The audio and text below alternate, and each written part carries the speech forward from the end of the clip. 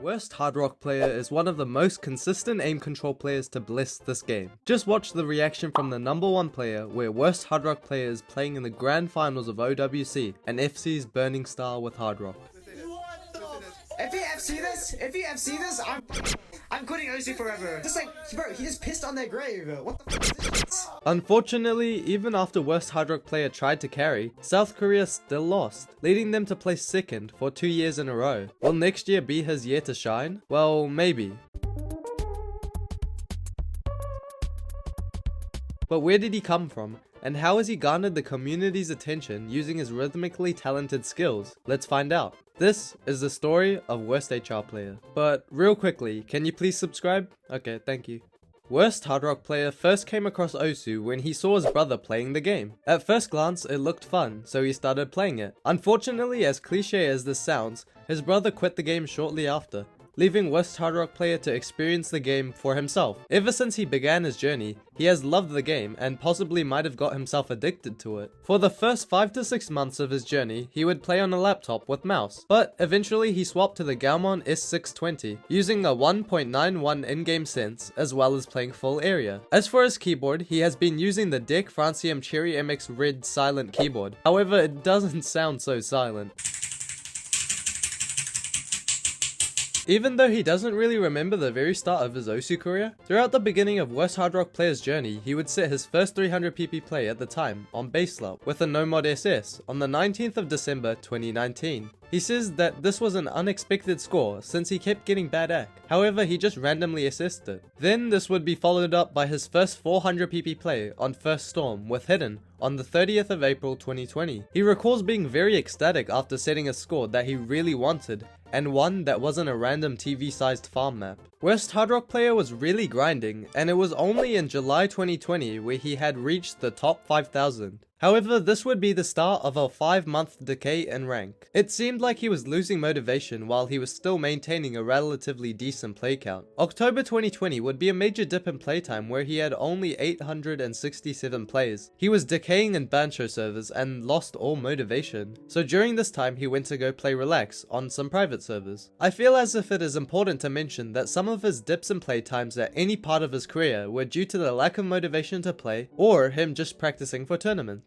However, this slump wouldn't last for long, because worst hard rock player was secretly practicing his DT skills for the 5 months that he was decaying. He came back with a bang, and with an upgraded setup, receiving his brother's old PC and switching from a 60Hz monitor to a new 165Hz monitor in late 2020. This really helped him with reading high AR, as he wasn't even able to read AR10 properly before this. He also changed from full area to an area of 150 by 87mm while using a 1.78 sense in game. When using this sense, it translates to an area of 84 by 49mm. However, the funny thing is, even though worst hard rock player uses tablet, he uses mouse mode, which means he doesn't use absolute positioning, making his tablet work like a mouse. And he now uses a Megi keypad, which has rapid trigger. Anyways, he farmed DT every single day as soon as he learned it. This led him to reach the top ranks, going from top 5,000 to 3-digit in the span of 3 months. This climb in ranks was because the most important thing for him at the time was rank and PP, since he was decaying for so long, combined with the fact that he was practicing and refining his DT skills for 5 whole months. He set his first 500 PP play on Horrible Kids Hidden Double Time on the 9th of January 2021. This obviously became his new top play of 587 at the time,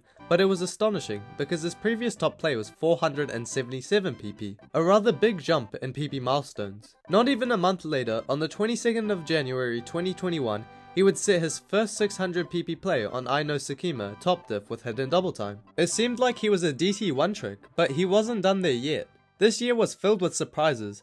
Not only would he focus on honing his consistency skills, by this I mean he didn't only play DT, but he actually played tech and streams. He was pretty bad at it for a long time, until about August 2021. Even then, only being able to play the cut stream sections of tech maps, and not the sliders. But he was never deterred, and he kept playing throughout the entire year. He got better at tech because he found tech maps fun and he played them a lot. I asked worst hard rock player what he thought his main skill sets were, since he basically plays everything, and he said that his main skill sets were aim and tech. He states that his tech career basically started from finding maps like Polygon and Deconstruction Star. Even before learning and mastering other mods and skill sets, he would set his first 700 PP play at the time on Foreground Eclipse's Songs comp, No Mod, on the 30th of March 2021. He recalls almost getting a heart attack after FCing because he almost never gained any PP from maps over 2000 combo, so when he was FCing the map, he couldn't even comprehend what he was doing. Then towards the end of the year, he was able to successfully set his first 800 PP play on Last Goodbye with Hidden Nightcore No Fail on the 5th of October 2021. He grinded this map for a long time, and one day he eventually just put No Fail on and FC'd in about 5 tries, which was pretty cool. Things were looking good, but not everything was so smooth sailing for worst hard rock player. There was a thread made on r/Osu report which was made during the year of 2021. There was no evidence, obviously, because he wasn't cheating, but the guy who made the post was most likely suspicious after worst hard rock player FC'd both Deconstruction Star and Way Too Deep in a short period of time. After being called out, worst hard rock player immediately made 2 live plays and it was resolved pretty quickly. He has never been restricted throughout any time in his Osu career. After that, he kind of slowed down, losing motivation to farm every day, but still farming when he felt like it. He kept this up until eventually he reached 2 digits in June 2022. During this time of him reaching 2 digit, he would go backwards and forwards in the rankings, where he would just drop out of 2 digit when he was ranked 90. But in April 2023, he tried to solidify his position and reached his peak rank of 76. He set his first 900 PP play on Sunglow Hidden Nightcore for 960 PP. However, he would then improve the score a little later on to get his first 1000 PP play with Hidden Double Time on the 3rd of December 2022. He was only able to reach his peak because of his idol, Bonk, who is worst hard rock player's favorite player. He fanboys, saying that he sets some of the craziest plays in the game and doesn't know how he manages to do that. Now that we have established his earlier parts of his journey and his climb to the top of the rankings, let's look at something that I didn't mention at all, that being his tournament performances. This section of the video we will be looking at the impressive nature of worst hard rock player's tournament consistency. I asked him about how he felt being the pinnacle of tournament performance consistency. I mean, he basically carried South Korea, not trying to undermine the other team members' performances, but worst hard rock player was definitely MVP. Surprisingly, he said that his tourney performances are actually pretty inconsistent, besides OWC, Hippo Cup Losers Finals, or Resurrection Cup Grand Finals, where his performances were on par with Malashevsky. However, here's something most of you guys will probably not know, and it's the fact that worst hard rock player used to have performance anxiety. His first tourney where he didn't get completely destroyed by nerves was OMFWC. He did well on qualifiers and carried some maps throughout the tournament, but it's still kinda sad that he was really inconsistent and he couldn't play hard rock at all. This would be the reason why he wouldn't even try out for OWC in 2021. Even for OWC 2022, he still had really bad nerves, but he was able to play decently for most maps that he had to. However, after these 2 major tourneys, his performance anxiety has really gotten better, shown from his recent performance in OWC 2023, something that we should all take a closer look at. One major score that kind of defined his entire performance was the Burning Star score, the score that put everyone in awe. Oh my god! Oh my god! Broke Seapol's character and defined what it meant to have perfect aim control. This score is unbelievably crazy. I can't really put it in words, but here is the moment where it all went down. History with this. This will be the best score of the tour if you hit this. Worst HR player, hit this ending. Worst HR player, come on. Little bit left to go. Worst HR player. Oh my god.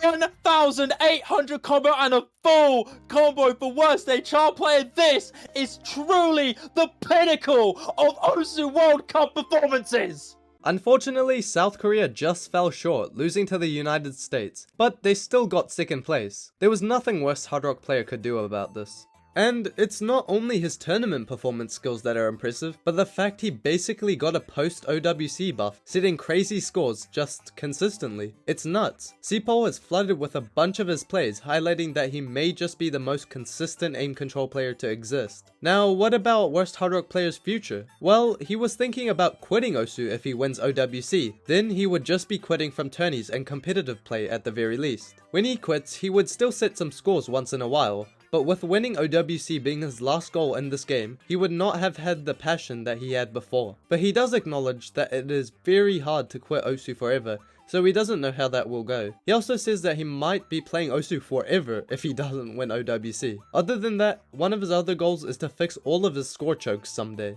Worst Hard Rock player's journey is a testament of growth, transitioning from a quote-unquote DT1 trick to one of the game's most consistent aim control players. Recently, his tournament performances, especially in OWC, shows his pivotal role in the competitive scene. His Burning Star score really defines what it means to be the best, shocking everyone in the community with its impressive nature. The future is bright for this young prodigy. His story serves as an inspiration for the Osu community, showcasing the power of dedication, practice, skill, and insane rhythmic talent.